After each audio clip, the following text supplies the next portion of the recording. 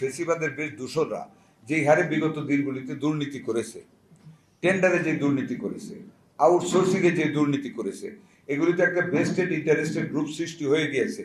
যেই কারণে আমাদের ডাক্তাররা, যেমন আপনার ধরেন আমাদের ক্যান্সার হসপিটালে আমাদের যে ডেপুটি ডাইরেক্টর, ওনাকে যে কোপানি হলো সম্পূর্ণ টেন্ডারের কারণে।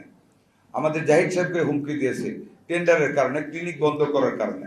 আমাদের আরও কিছু কর্তৃপক্ষ ডাক্তার, এই যে ইয়াতে যে ঘটনাটা ঘটলো আমাদের শরীয়তপুর, এগুলির পিছনে একটা মানে স্বার্থান্বেষী মহল কাজ করতেছে, যারা আমাদের ডাক্তারদেরকে টার্গেট করেছে যে দেশকে তো ডাক্তাররাই কাজ করে, তাদের জন্য আমরা দুর্নীতি করতে পারি না। তা ইনশাল্লাহ আমি আপনাদের প্রতি কৃতজ্ঞ। আমি অনেক জায়গায় আলাপ করেছি, আমাদের কোনো ডাক্তাররা আল্লাহর রহমতে পিছপা হচ্ছে না, সব জায়গায় পূর্ণ উদ্যমে কাজ করে যাচ্ছে। ডাক্তারদের নিরাপত্তার কথা চিন্তা করে আপনারা জানেন, জাহিদ ভাইয়ের সাথে আমি আলাপ করে আমার উপজেলা লেভেলের স্বাস্থ্য কমপ্লেক্সের ডাক্তারদের সাথে মাননীয় প্রধানমন্ত্রীর সংলাপ বা মত বিনিময় প্রথম বাংলাদেশে হয়েছে। এটা মাননীয় প্রধানমন্ত্রী জনাব তারেক রহমানের সরকারের আমলেই আমরা করেছি। উনি ইন্টারেস্টেড ছিলেন, কথা বলেছি। সেইখানে আমরা প্রত্যেকটা উপজেলা লেভেলে ঈদের পরেও হয়ে যাবে 10 জন করে আনসার, একজন প্লাটুন কমান্ডার উইথ আর্মস আমরা ডেপ্লয় করতে যাচ্ছি। এবং আরও যেগুলি হাসপাতাল আছে জেলা লেভেলে, প্রত্যেকটা হাসপাতালে নিশ্চিত নিরাপত্তার ব্যবস্থা ঈদের পরে করা হবে, যাতে করে সম্মানিত ডাক্তাররা পূর্ণ নিরাপত্তার সাথে যেন প্রতিটা জায়গায় কাজ করতে পারে।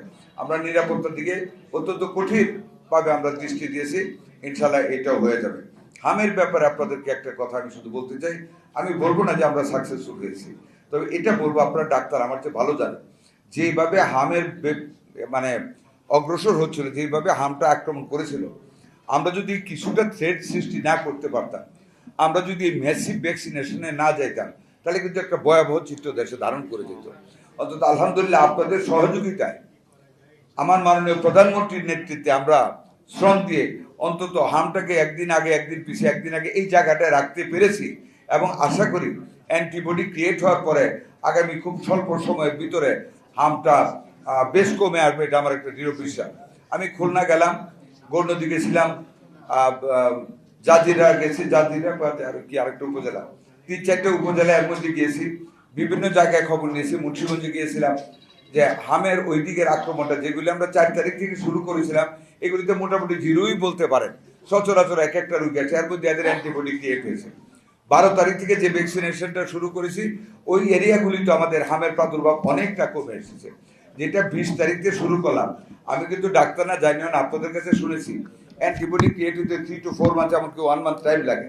তো এই লাস্ট টিকাটার যে টাইমটা, এই টাইমটা পার হলে আমি আশা করি যে স্ট্যাগনেন্সিটা হামের প্রাদুর্ভাবের মধ্যে, আক্রমণের মধ্যে শুরু হয়েছে, আমি আশা করি it will be coming down by মানে within a very few days head, আমি আশা করব। তা আজকে আপনারা এই যে সচেতনতা একটা প্রোগ্রাম করেছেন, আসলে এটা দরকার আমাদের সমাজের জন্য। আমি আনন্দিত যে আমাদের কিছু বিশেষজ্ঞ ডাক্তারও আমাদের একটা প্রেস কনফারেন্স করেছিল হাম নিয়ে। অন্যান্য সংগঠনও এই ব্যাপারে সোচ্চার কথাবার্তা বলতেছে। আমি আরেকটা কথা বলি, হামের ব্যাপারে আমি সাংবাদিকদের কাছে অনেক কৃতজ্ঞ। ওনারাও সত্যিকার নিউজ, 2-1টা ব্যতিক্রম তো দেশে থাকতেই পারে, আমারও তো ব্যক্তিগত শত্রু থাকতে পারে, but most of the media very positive coverage দিয়েছে। যখন যেই কাজটা করেছি এই কাজটাই ওনারা তুলে ধরেছে, যেখানে আমরা ব্যর্থ